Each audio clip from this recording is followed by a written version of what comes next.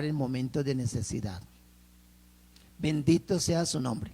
Entonces, ahora sí voy a continuar con la serie de meditaciones que he tenido por estos días y voy a invitarles para que elevemos una oración a nuestro Dios.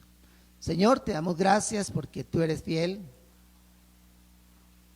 Gracias porque nos tienes aquí, Señor. Padre, estamos confiados en tu promesa. Tú nos dices en tu palabra, Señor, que tú nos guardarás. Padre, nosotros sabemos que allí estás tú en nuestras vidas, pero estás a nuestro alrededor. Confiamos en las promesas que tú nos das, Señor. Estamos haciendo las cosas para ti. Estamos haciendo las cosas para tu iglesia, Señor.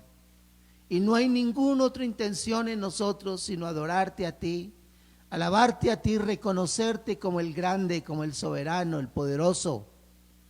Por eso, Señor, te queremos en esta mañana entre nosotros. Utilízanos como un instrumento en tus manos. Llega a cada corazón en esta mañana, Señor. Permite que cada persona que nos escucha, Señor, sea glorificando tu nombre. Que cada palabra que expresamos, que cada mensaje que entregamos, Señor, llegue a lo más profundo de sus corazones. Señor, tú estás aquí, tú eres grande. Permite, Señor, que este mensaje, Señor, penetre a lo más profundo de su ser, de cada persona que lo escucha, y que provoque, motive a cambios en sus vidas. Te lo rogamos en el nombre que es sobre todo nombre de Cristo Jesús. Amén. Quiero entonces en esta mañana, continuando con mi serie de predicaciones, quiero continuar. A ver.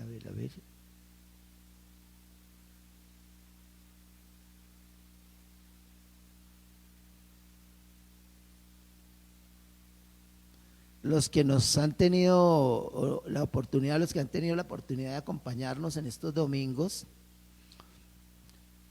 ya sabemos, estamos hablando acerca del libro de Proverbios, un libro muy especial. Yo sé que algunas personas, incluso aunque no tienen el conocimiento de Dios en plenitud, leen este libro porque da consejos que son muy apropiados para el diario vivir. A mí me llama la atención cuando se habla acerca de material que tiene que ver con relaciones interpersonales, ¿sí? Y a mí me parece que este es un libro tan especial para esto, que si se tuviera en cuenta, ¿sí? Desafortunadamente a veces por la prevención del tema religioso, hay muchas personas que lo ignoran y no quieren tenerlo en cuenta. Pero es un libro que nos da instrucciones para nuestro diario vivir. Un libro muy especial, así que les invito para que podamos escuchar de él, leerlo también, porque la Biblia tiene una garantía que nosotros podemos acercarnos a leerla con la certeza, la seguridad de que el Señor está respaldando, que el Espíritu de Dios nos está ayudando para comprender esa palabra, ¿sí? Así que les invito ahora en esta mañana para que se unan con nosotros y dejen que Dios sea obrando y hablando en sus vidas. Hablando del libro de Proverbios, entonces resumo así muy rápido porque no quiero entrar mucho en detalles. En el primer día nosotros estuvimos compartiendo un poquito acerca de unos elementos bien importantes que tienen que ver con la composición de un libro, ¿sí? Y hablábamos de esos elementos y diciendo básicamente tres de ellos: propósito, material y estructura de un libro cualquiera. Luego tomamos esos principios, los apuntamos refiriéndonos al libro de Proverbios, ¿sí? Aplicados allí, donde también están allí, hay un propósito, hay un material y hay una estructura. Y después de estudiar eso, entonces empezamos a hablar un poquitico acerca del autor del libro de Proverbios, donde si bien es cierto que intervienen otros personajes en lo que se escribe allí, el principal autor, el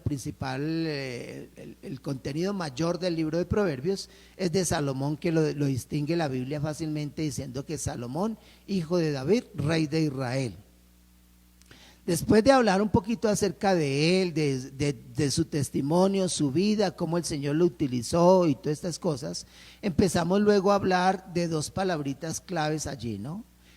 Destacando el texto principal, el principio de la sabiduría es el temor a Jehová, de Jehová, perdón. El principio de la sabiduría es el temor de Jehová, que se encuentra en Proverbios 1:7 y capítulo 9, versículo 10.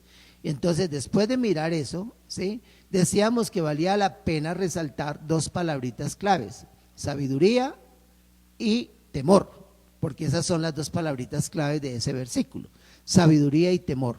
Entonces dimos un buen tiempo para hablar acerca de la palabra sabiduría, y en ese momento hicimos una comparación también con la palabra inteligencia, y destacamos cada una de ellas, que existe una diferencia. Mientras que inteligencia podríamos decir que es la capacidad que tenemos para adquirir el conocimiento, sabiduría es la capacidad que tenemos para poner en práctica el conocimiento. Y entonces hablamos un poquitico de las dos palabras, sabiduría y conocimiento. Citamos un texto de las Escrituras que dice: sabiduría contender con el Omnipotente, y decíamos, esa pregunta de Dios a Job penetra hasta las fibras más sensibles de nuestro ser, ¿no? Que definitivamente no es sabiduría contender con Dios. Luego finalmente hablamos acerca de la otra palabrita, que es la palabra temor, y específicamente hablando del temor de Jehová. Y decíamos que esa palabra se encuentra 14 veces en el libro de Proverbios.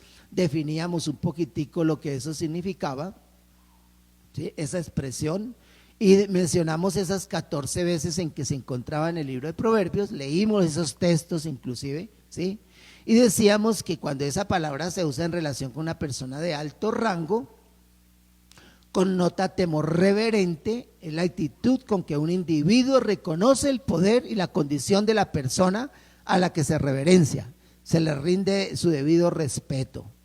Con este significado, la palabra puede implicar sumisión en una debida relación ética con Dios. Decíamos eso, ¿no? Y miramos algunos ejemplos de la Biblia allí, ¿no? Decíamos, hablando de cada uno de esos detalles, resaltando que ese no es un temor psicológico, sino es una muestra de reverencia y respeto hacia Dios, de lo que nos habla ese texto bíblico, ¿no? Citamos textos también donde declarábamos eso.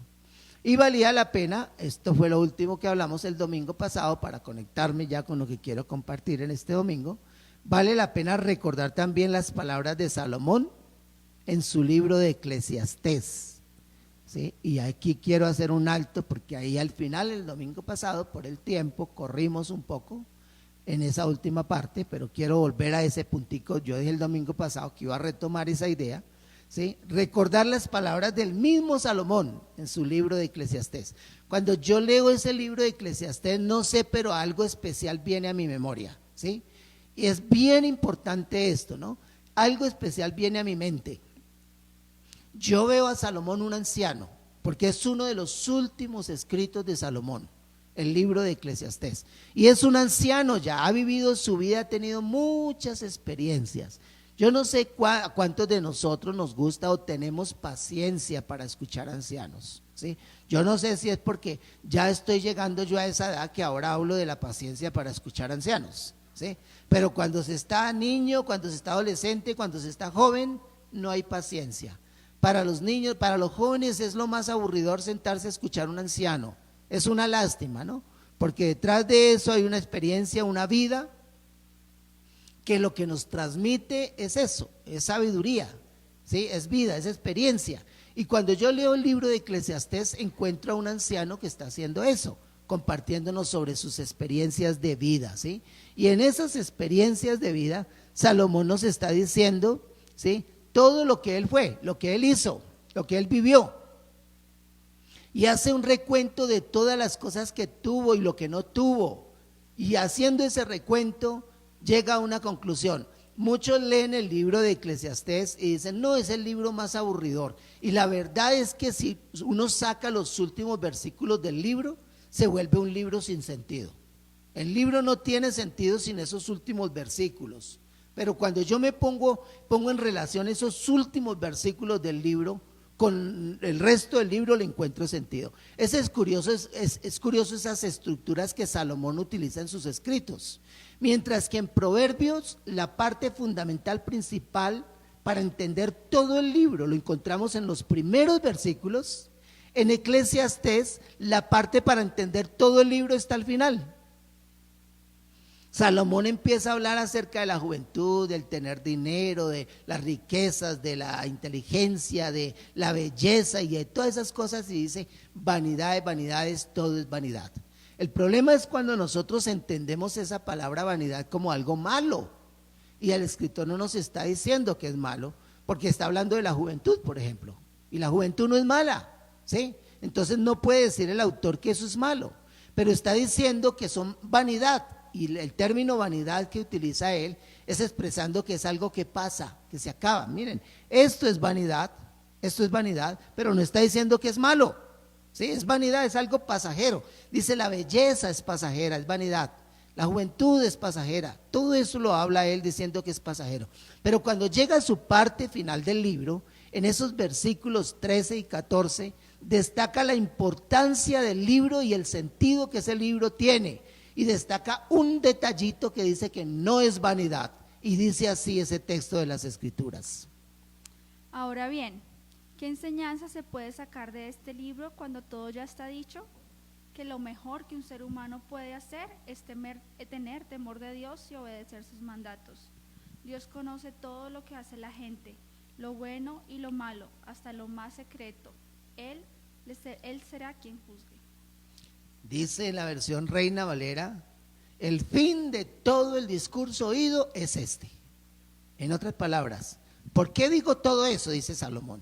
¿Por qué digo todo eso? Y termina diciendo: el fin, el propósito es este: teme a Dios y guarda sus mandamientos, porque esto es el todo del hombre.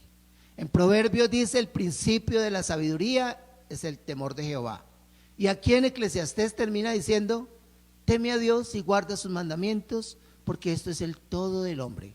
Dios traerá a juicio toda obra encubierta, sea buena o sea mala, dice el libro de Eclesiastés. Ahí termina su escrito. Entonces, por eso decía que yo no quería pasar por alto esa parte, ¿sí? Luego terminamos el domingo con esta frasecita: podemos resumir diciendo que el temor de Jehová es calidad de vida. Miren, me es extraño, ya estoy trabajando en la siguiente serie que voy a presentar después de esta, sí, ya estoy trabajando allí, pero me llama la atención algo bien importante. Yo no sé la gente, porque siempre que habla en términos de esos consejos bíblicos, siempre está metiendo el tema de religiosidad. Yo no sé por qué, pero es que el libro, la Biblia es un libro que nos ayuda a tener una calidad de vida. Pues es la mente de Dios. Así no lo crea usted que es la mente de Dios, que es el pensamiento de Dios. Pero la Biblia no nos está dando consejos o elementos que nos amargan la vida. La Biblia no nos está dando consejos para aburrirnos. Si bien es cierto que muchas personas hacen de las Escrituras y de la vida cristiana algo aburridor, ¿sí? No es lo que Dios quiere hacer. No era la pretensión, no era lo que Él intentaba hacer. Lo único que Dios quiere hacer a través de sus consejos divinos es darnos calidad de vida. Por eso decimos que el temor de Jehová es calidad de vida. Si usted sigue esos principios, esos consejos, créame que usted va a tener calidad de vida. Personas que no quieren escuchar las Escrituras, personas que son apáticas a estos mensajes. Ya aquí hemos recibido durante el momento de la transmisión insultos. Ya hemos recibido el reportaje de personas que, haciendo un seguimiento, vienen de contextos donde naturalmente están haciendo cosas totalmente opuestas, y que cuando esta palabra de Dios llega a sus mentes rebota, no encuentra cabida, porque su estilo de vida es un estilo de vida que niega, rechaza los principios, los fundamentos de la Biblia, de la palabra de Dios. Eso no llega. Si usted se siente en este momento que estos principios, lo que estamos transmitiendo, chocan en su mente y le causan una cosa extraña allí, de repudio, de rechazo, algo está pasando en su vida. Algo está pasando en su vida. Una persona que tiene un diario vivir en algo, inmoralidad, ¿sí? La persona que vive en corrupción, en inmoralidad, ¿sí? Naturalmente no va a querer escuchar esto, porque le rebota. Llega a su corazón, a su mente, y rebota, porque es un mensaje tan contrario a la práctica, a la vivencia suya, pero podemos decir que el temor, el respeto, la reverencia al Señor es calidad de vida. Él no pretende dañarnos la vida a nosotros, hacernos la vida imposible. Relacionamos el texto del Nuevo Testamento cuando dice el Señor que Él ha venido para darnos vida y dárnosla en abundancia. No es solamente darnos vida, sino dárnosla en abundancia. Hay personas que dicen, y tal vez ustedes han escuchado eso, ¿no? Los deseos que algunos dan, ¿no? Y lo que siempre piensan que es lo mejor. Salud, dinero y amor, dicen algunos. Salud, dinero y amor. Podemos tener todo el dinero y la salud del mundo, ¿sí? Y el amor que podamos tener en el mundo. Pero si no tenemos la sabiduría para hacer uso de eso, no nos sirve de nada. Si no tenemos el temor de Jehová, no nos sirve de nada. Decíamos el domingo pasado que el tema del dinero, por ejemplo, que es uno de los temas que maneja el libro de Proverbios, de las riquezas, Eclesiastés también. Cuando hablamos acerca de eso, del tener una buena posición social, de tener buenos recursos, eso no es pecado. Eso no es pecado. Y si algunos lo califican de pecado, yo diría que es más envidia que cualquier otra cosa. Porque ¿cuántos no quisiéramos tener esos recursos, no? ¿Cuántos no los quisiéramos tener? Eso no es pecado. El tema es saberlos utilizar, es saber hacer algo productivo con eso. El tema es que lo que tengamos lo dispongamos para el Señor. Yo no estoy diciendo entréguelo a la iglesia, yo no estoy diciendo eso, porque usted me puede entender de esa manera, pero yo estoy diciendo disponerlo, o sea, dejarnos llevar por el temor y la sabiduría de Dios para el manejo de los recursos. Muchos los tienen, pero no los saben disfrutar. No lo saben disfrutar y se convierte algo así como en una cadena, en una atadura más que cualquier otra cosa. Lo mismo hablamos de la salud.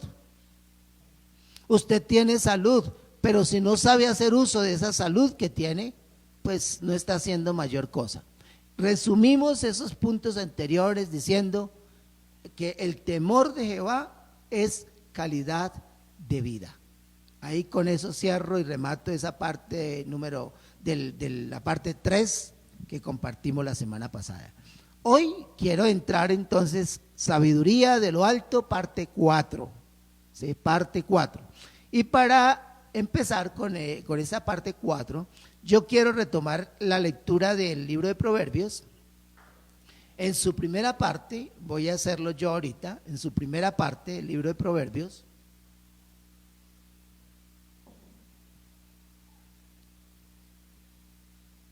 pero voy a leer de una paráfrasis, una versión que me parece bastante clara, por lo menos, para comprender un poquito el significado de esto.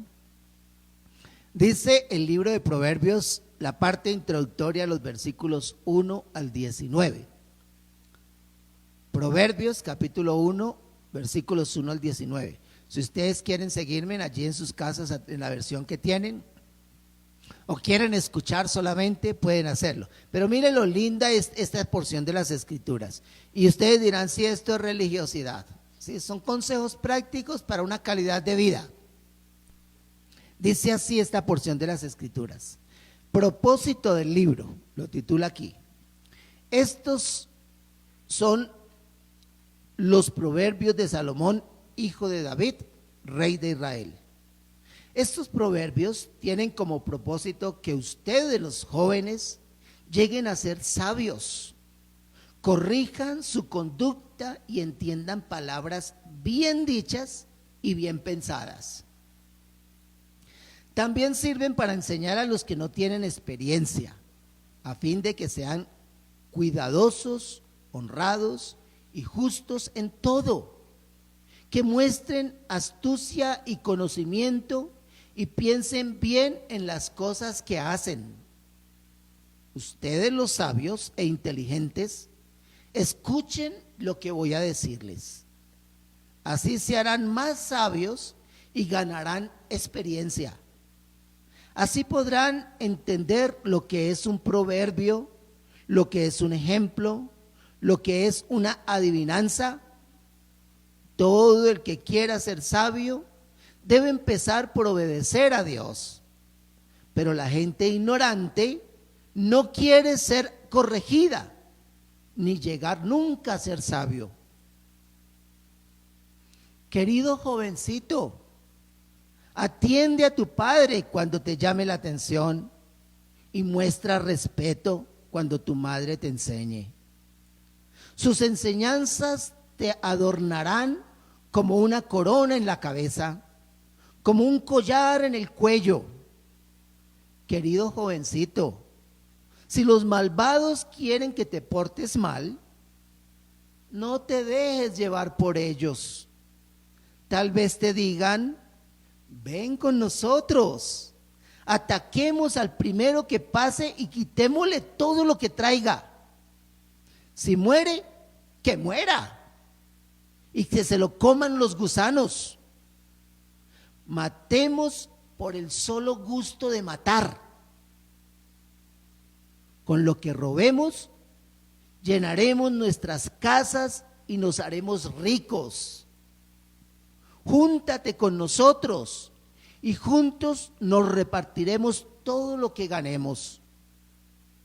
Pero no lo hagas, jovencito. No sigas su mal ejemplo. No dejes que te engañen. Tal parece que tienen prisa de hacer lo malo y de matar gente. Ningún pájaro cae en la trampa si ve a quien lo quiere atrapar. Pero estos malvados juegan con su vida y acabarán por perderla. Acabarán muy mal los que quieren hacerse ricos sin importarles cómo lograrlo.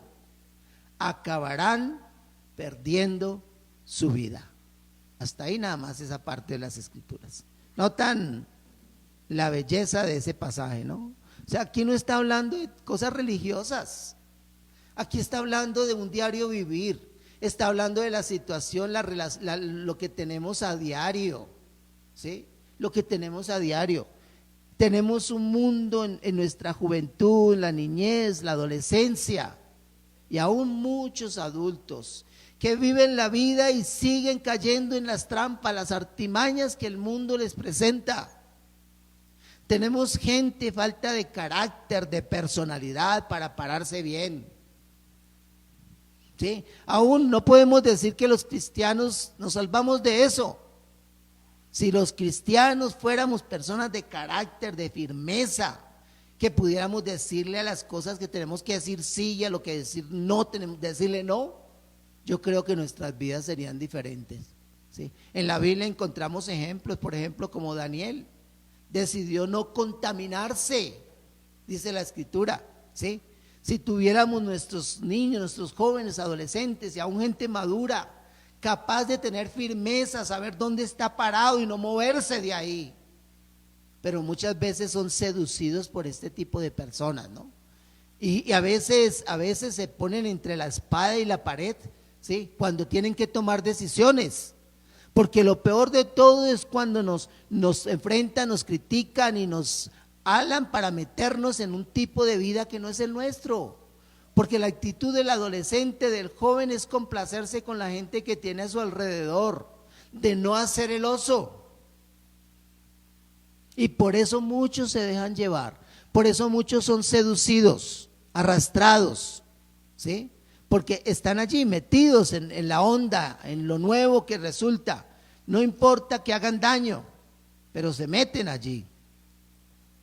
Cuando nosotros hablamos acerca de sabiduría de lo alto, cuando hablamos acerca del libro de Proverbios, estamos hablando de eso. Que Dios o el temor de Dios nos ayuda a ponernos en el lugar donde debemos estar, ¿sí? Dios no quiso ni quiere sacarnos a nosotros de este mundo.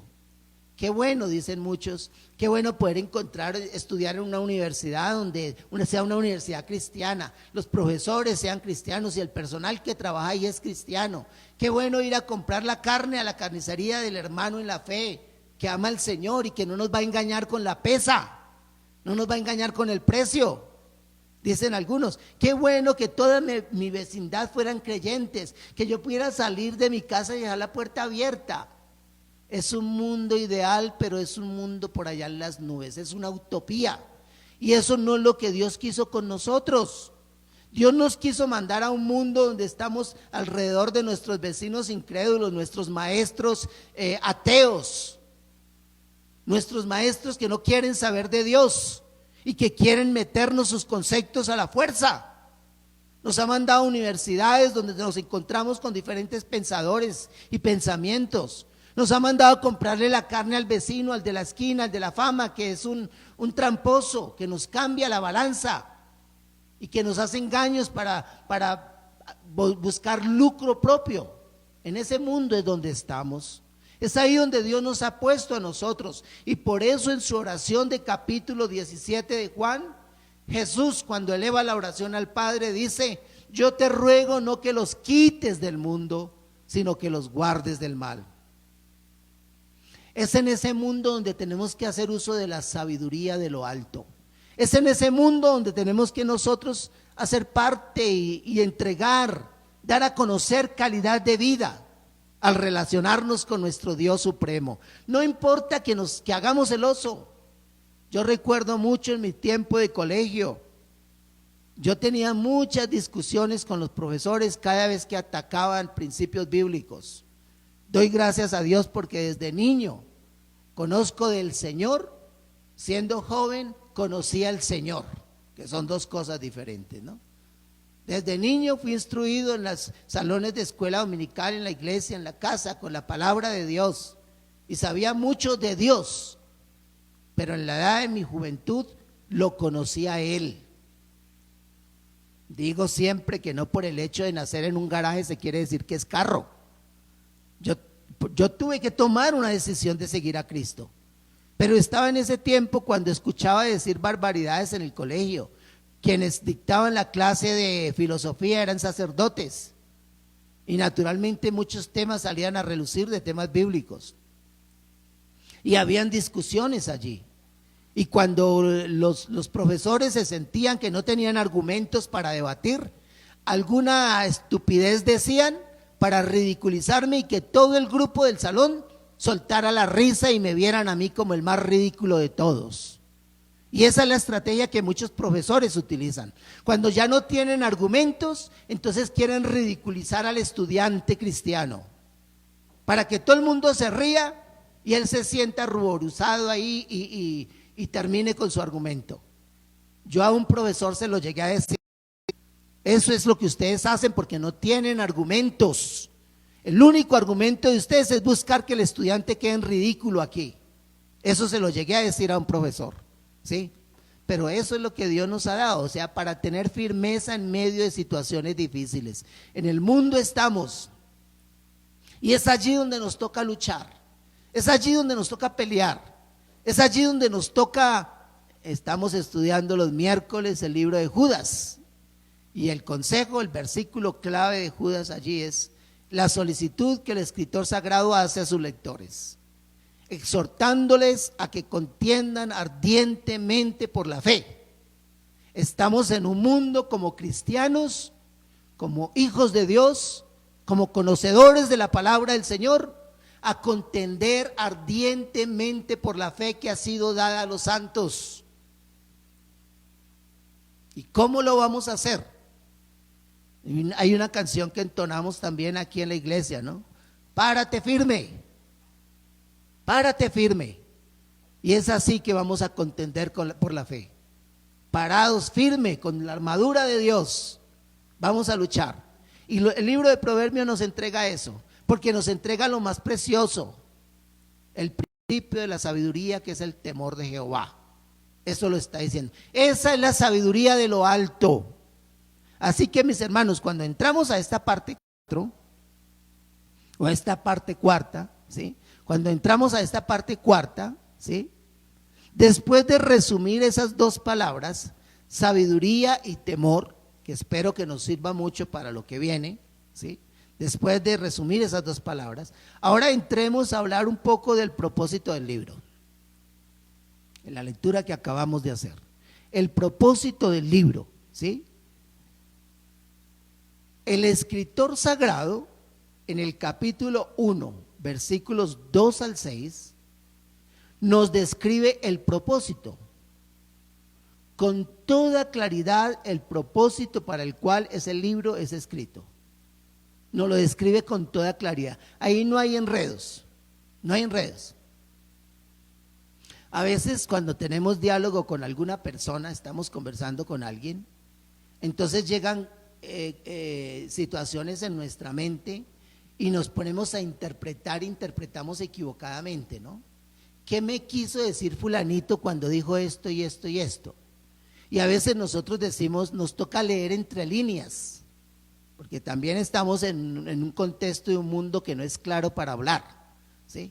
A veces cuando queremos ser evasivos con algo, no vamos al grano, no decimos las cosas directas, sino empezamos con evasivas y dejamos todo en la imaginación del que nos está escuchando, para que el que nos está escuchando interprete qué es lo que yo quiero decir. Pues mis hermanos, Salomón, siendo un hombre sabio, no nos dejó las cosas abiertas para hacer una interpretación a nuestra manera. Salomón cerró todo de una manera tan clara que no me da lugar a confusión cuando yo leo ese libro. Cuando yo hablo del propósito, que el escritor sagrado en el capítulo 1, el versículo 2 al 6, nos describe ese propósito, lo hace con toda claridad, ¿sí? Leí una versión, lenguaje fácil, ¿sí? Pero lo que nos dice Reina Valera, en esa versión lenguaje fácil, el escritor de la versión, el traductor al español, utiliza un título que dice ahí, propósito de ese libro. Él utiliza eso, ¿no? Propósito del libro. Pero en la Reina Valera dice motivo de los proverbios. Y utiliza una palabra que cualquier persona que comprenda, que entienda, puede llegar a esa conclusión. Y es que se repite en esos 7 versículos allí, o más bien 6 versículos, del 1 al 6, se repite la palabra ¿para qué? ¿Para qué? ¿Para qué? Que eso denota propósito. Cuando encontramos esa palabrita ¿para qué? Eso denota propósito. Eso es lo que está escribiendo allí el escritor, ¿no? Entonces por eso yo digo que lo muestra con toda claridad el propósito de su libro. Es propósito. Y voy a leer nuevamente otra vez esos versículos 2 al 6 para que entendamos eso de lo que el escritor nos está diciendo aquí. Proverbios capítulo 1 versículos 2 al 6. Escuchen lo que dice esta parte. Para entender sabiduría y doctrina, para conocer razones prudentes, para recibir el consejo de prudencia, justicia, juicio y equidad, para dar sagacidad a los simples y a los jóvenes inteligencia y cordura. Oirá el sabio y aumentará el saber, y el entendido adquirirá consejo, para entender proverbio y declaración, palabras de sabios y dichos profundos. Ya comprenden, mis queridos amados oyentes, hermanos, amigos, ¿por qué digo que el escritor sagrado lo describe con toda claridad el propósito de su libro? Aquí voy a hacer una pausa pequeñita, no me quiero detallar mucho allí, pero vuelvo al principio de mi serie Sabiduría de lo Alto. Cuando hablaba de componentes de un libro, decía el primero de ellos, propósito. Y decía que el escritor, cuando habla de propósito, va dirigido a darnos a entender cuál es la razón, el motivo por el cual entrega esto. Y aquí encontramos el propósito. Aquí encontramos la aplicación de eso que estaba hablando yo, que era muy teórico al principio, ¿no? El propósito de su libro. Y lo describe con 1, 2, 3, 4, 5 veces la palabra para, ¿sí? Para. Y añade la palabra para qué o para, ¿sí? Está allí esto. Y eso está denotando el propósito. Y ese va a ser el tema central en esta mañana, para que destaquemos un poquito. Vamos a tomar esas 5 veces que aparece ahí para, y vamos a desglosar un poquitico ese significado de esto. En la versión que yo leía de Proverbios, habían unas formas de introducir al escritor. Estos proverbios tienen como propósito que ustedes, los jóvenes, lleguen a ser sabios, corrijan su conducta, ¿sí? Eso es lo que dice ahí. Pero yo sé que el texto tiene que ver mucho más que los jóvenes, ¿no? Para los viejos también. No solamente para los jovencitos, para los jóvenes, para los viejos también. Siempre estamos aprendiendo, nunca terminamos de aprender. Mientras estemos en este mundo seguimos aprendiendo. Y el que cierra sus puertas al entendimiento, a la comprensión, al conocimiento, está perdido, está perdido. Me llama la atención cuando encuentra uno algunas personas religiosas, eso sí son religiosas, ¿sí? Que cuando uno les quiere compartir algo de las escrituras, le dicen a uno, no, yo ya estoy viejo, yo ya sé lo que tengo que hacer. Pues si usted piensa así, es un viejo que está destinado al fracaso, porque aún los viejos necesitamos aprender, siempre estamos en el proceso de aprender, seguimos aprendiendo. Naturalmente que los viejos debemos de transmitir seguridad y madurez a los que están más abajo que nosotros, ¿sí?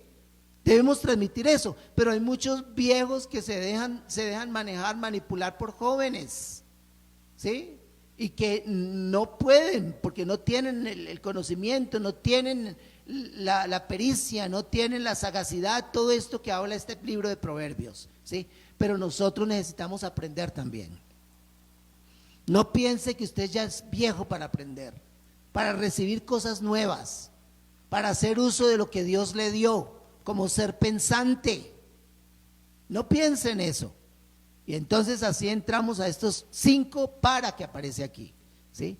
Cuando analizamos esto del propósito del libro, dice, el primer para que aparece en el versículo 2, yo escribí ahí versículo 1, es versículo 2, en el versículo 2, el primer para que aparece, ¿sí?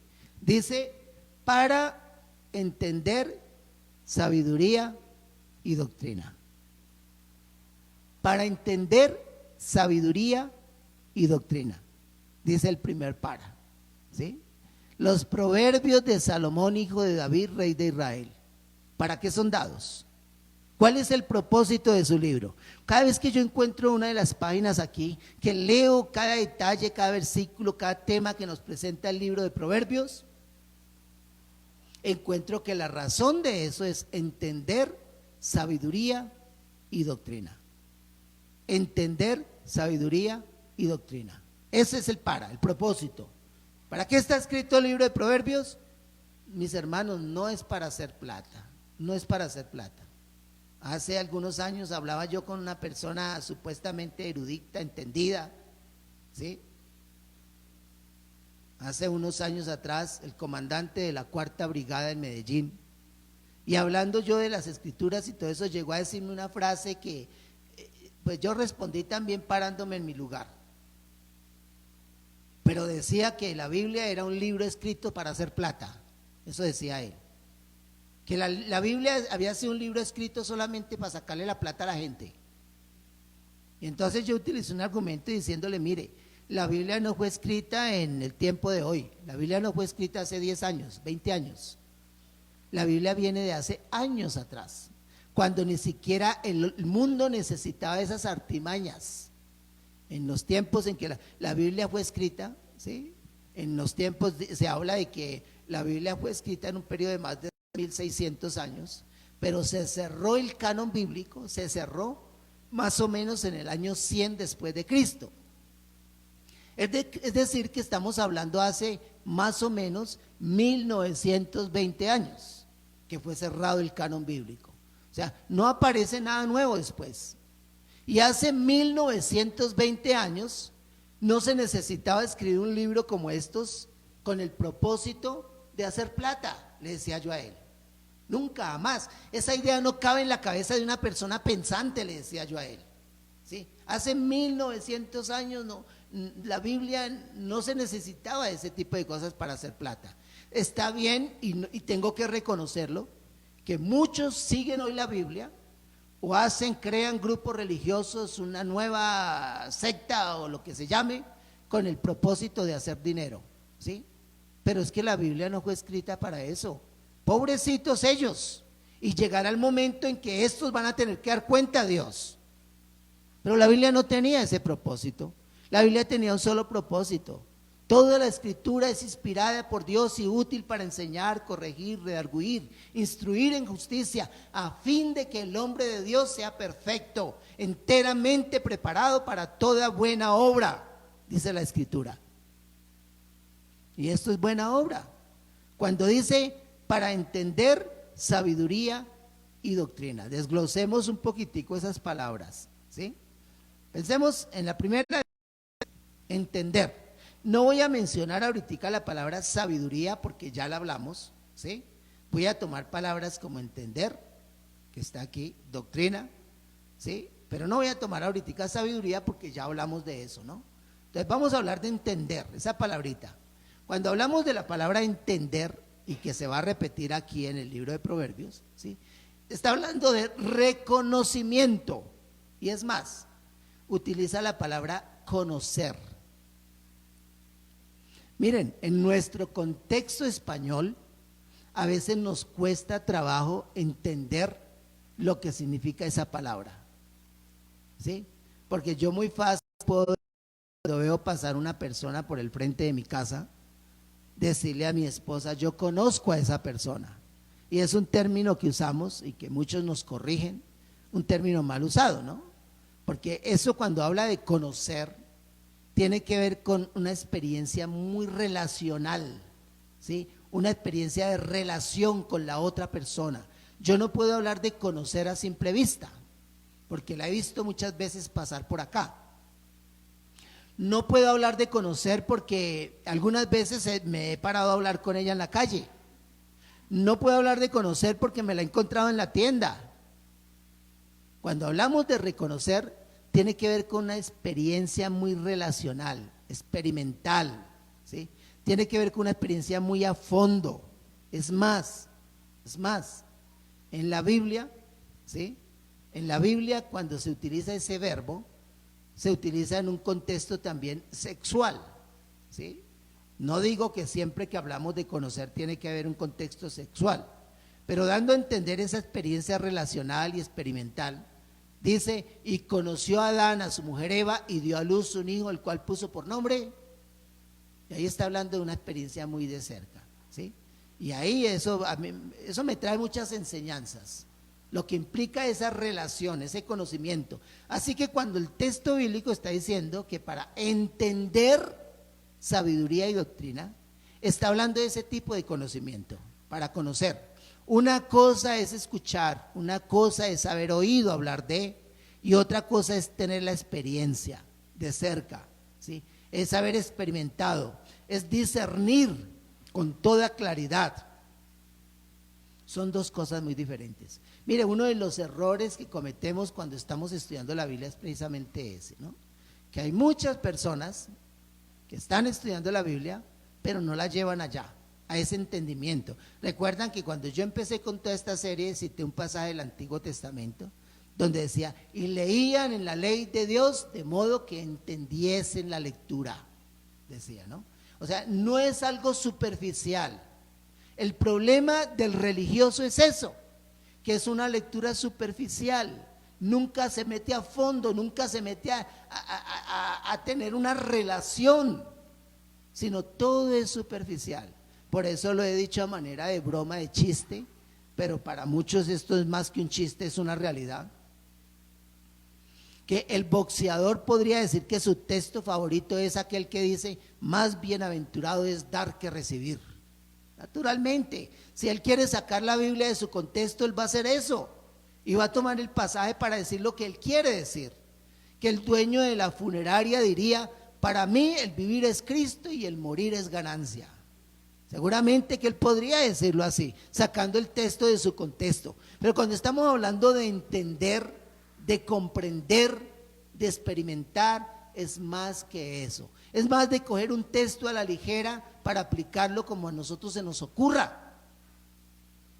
Y dice que los proverbios de Salomón, hijo de David, rey de Israel, son dados para entender, dice, sabiduría. Y naturalmente cuando hablamos aquí de sabiduría estamos hablando del temor de Jehová. Es entender a Dios. Pablo dice por ahí en un pasaje en el Nuevo Testamento ¿quién conocerá la mente de Cristo?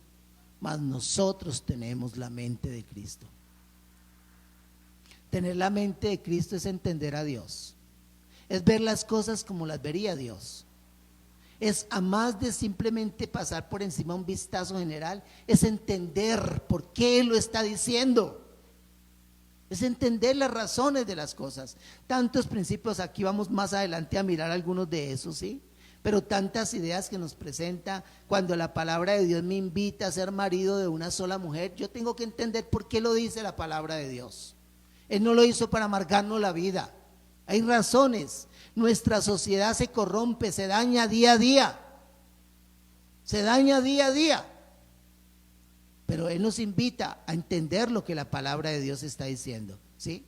Nunca podemos ver que la solución a los problemas de las personas que no comprenden las escrituras son otras peores todavía, que el remedio sea peor que la enfermedad. Nunca es eso, ¿no? En el tema de la adopción de niños con matrimonios gays, muchas veces se dice, se habla, que puesto que ya los padres heterosexuales, ¿sí?, están abandonando a sus hijos, entonces que las parejas gays quieren adoptarlos. ¿Cuál sería la solución a eso? ¿Que las parejas gay adoptaran hijos? ¿O que los padres heterosexuales vieran la responsabilidad que como padre se debe tener sobre un hijo? Entonces ahí viene lo que decimos algunas veces también: cuando el sombrero nos queda grande, no es cambiarnos la cabeza. Cuando el sombrero nos queda grande, es cambiar de sombrero. Y la invitación que la Escritura nos hace es a entender sabiduría. Es lo que estamos hablando aquí. Un ejemplo que pongo de Génesis 3:22.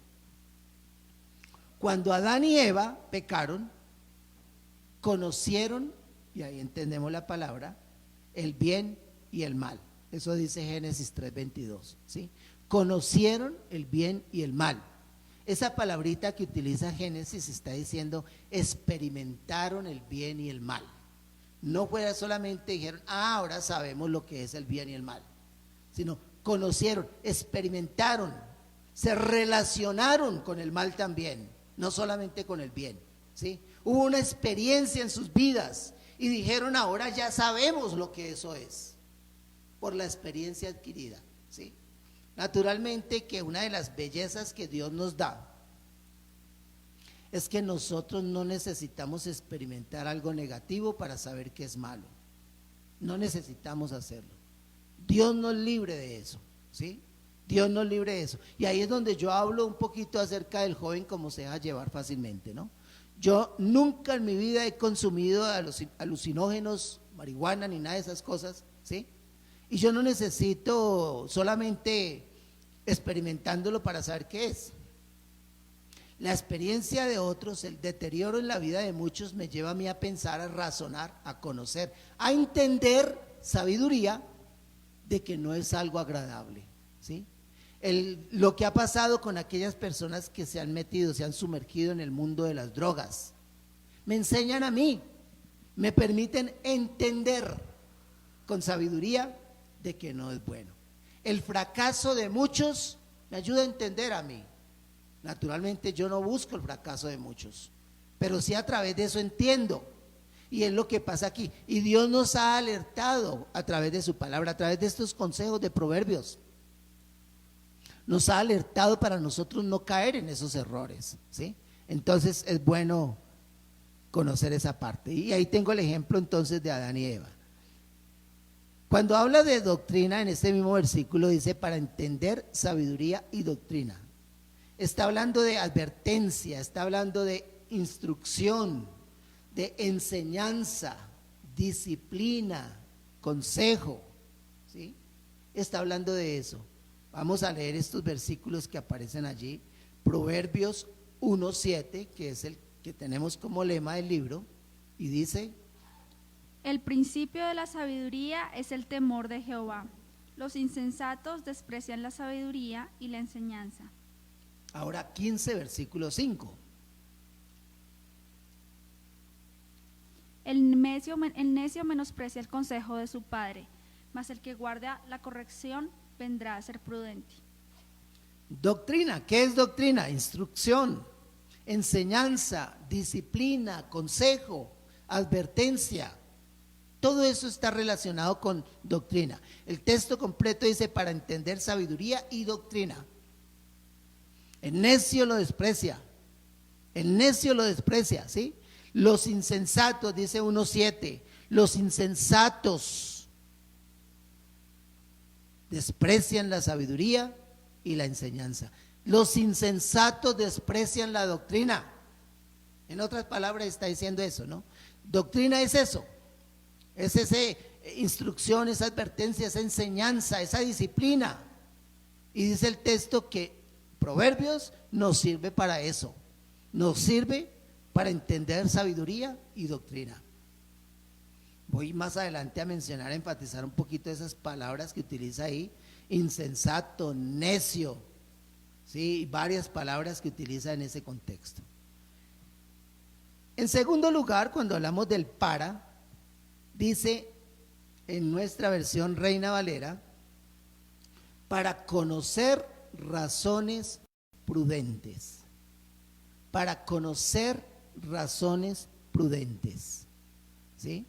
Y al hablar de esto, conocer razones prudentes, naturalmente maneja otra vez, no tengo aquí la palabra conocer, porque ya la hablamos en el tema de entender, conocer, ¿sí? Entonces no meto esa palabrita aquí, de entender, conocer, pero está hablando de razón, y esa sí la quiero destacar, ¿no? Entender, conocer, que ya la definimos, experimentar, vivir, ¿sí? Razones, dice ahí, el tema bíblico dice, entender razones prudentes, ¿sí? Razón es un discurso, es un dicho, es una palabra, ¿sí? Yo tomo como esto lo que dice aquí en el capítulo, en el Salmo 19, versículo 14, cuando dice: sean gratos los dichos de mi boca y la meditación de mi corazón, oh Jehová, roca mía, redentor mío. Sean gratos los dichos de mi boca. Ahí está hablando de razón, ¿sí? Los dichos de mi boca. Dice, mi razón sea grata delante de ti, está diciendo el salmista. Mi razón sea grata delante de ti, que mi razón sea tu razón. Eso es lo que le está diciendo. Sean gratos los dichos de mi boca y la meditación de mi corazón delante de ti. Eso es lo que dice. Por lo general, cuando habla de esto, de razón, por lo general puede referirse a palabras de Dios, como por ejemplo menciona Job en su capítulo 6, versículos 8 al 10. ¿Quién me diera que viniese mi petición y que me otorgase Dios lo que anhelo?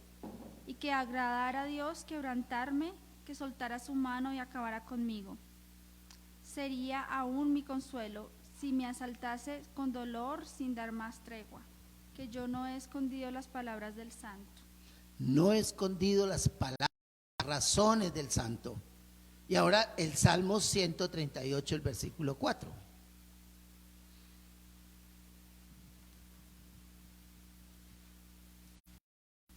Te alabarán, oh Jehová, todos los reyes de la tierra, porque han oído los dichos de tu boca. Te alabarán, oh Jehová, todos los reyes de la tierra, porque han oído las razones de tu boca. El texto lo traduce, porque han oído los dichos de tu boca. Razón es un discurso, es un dicho, es una palabra, ¿sí? Y que en el libro de los libros de sabiduría, Job, Salmos, Proverbios, Eclesiastés, Cantares, generalmente tiene que ver esa palabra o esa razón, ¿sí? Tiene que ver con palabras de Dios. Así lo resume, ¿sí? Con palabras de Dios, ¿sí? Generalmente. Más adelante encontramos ahí mismo la palabra prudentes, ¿sí? Dice, para conocer razones prudentes, ¿sí? Dice, posee fuertes connotaciones morales y religiosas. Tiene que ver con dos palabritas claves: entendimiento y discernimiento, ¿sí? Esa palabra prudentes posee fuertes connotaciones morales y religiosas.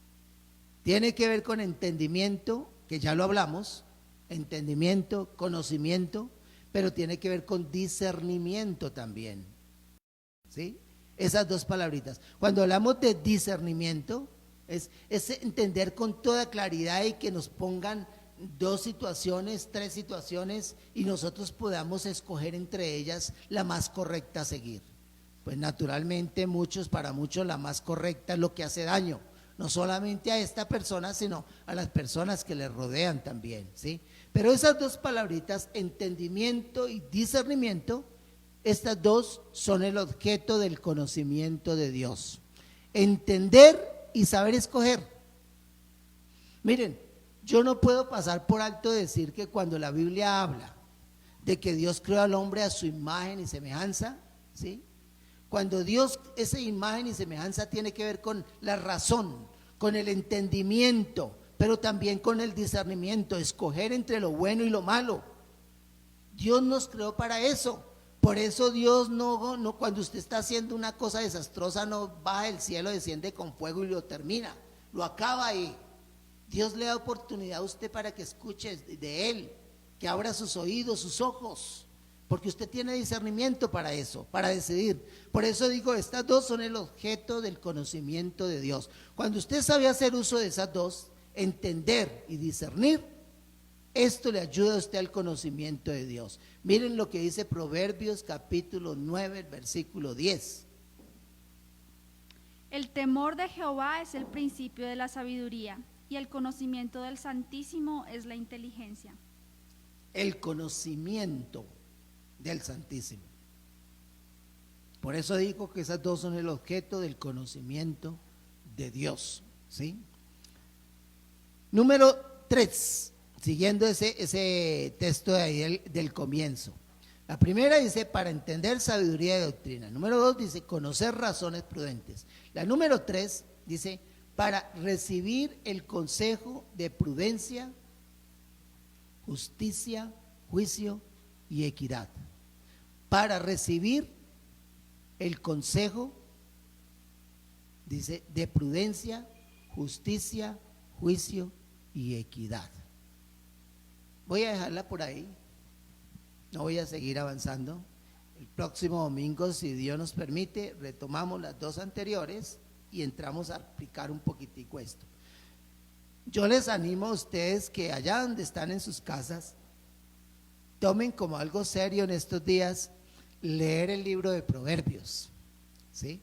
Y es más, no solamente leanlo, sino traten de hacer en un cuadernito aparte o algo cuando ven que hay temas que se repiten, como por ejemplo necedad, sabio, entendido, que se pueden agrupar temas también, temas que hablen de dinero, por ejemplo, de consejos que tengan que ver con la economía, que para estos tiempos son tan útiles. Hablen acerca del tema de amistades, de relaciones de padres e hijos. Todo esto agrúpenlos y vayan sacando. Si usted quiere hacer un estudio serio, metas en todo eso que seguramente que nos va a enseñar. Vamos a terminar con una oración dando gracias a nuestro Dios. Padre, te adoramos, te damos gracias en esta mañana porque nos acompañas, nos ayudas, tú eres fiel. Gracias por lo que nos enseñas a través de esta parte de tu palabra. En tus manos estamos. En tus manos pongo a cada persona que nos escucha y te ruego que tu espíritu sea obrando en sus corazones, en sus vidas. En el nombre precioso de Cristo Jesús. Amén. Mis amados hermanos, que Dios les bendiga, que el Señor les siga acompañando. Es el anhelo de mi corazón, que Él esté con ustedes y que en cada momento, en cada situación de su vida, su presencia no se aparte. Nos veremos el próximo domingo, si Dios permite, en punto de las 10:30 con Sabiduría de lo Alto, parte 5. El Señor les bendiga.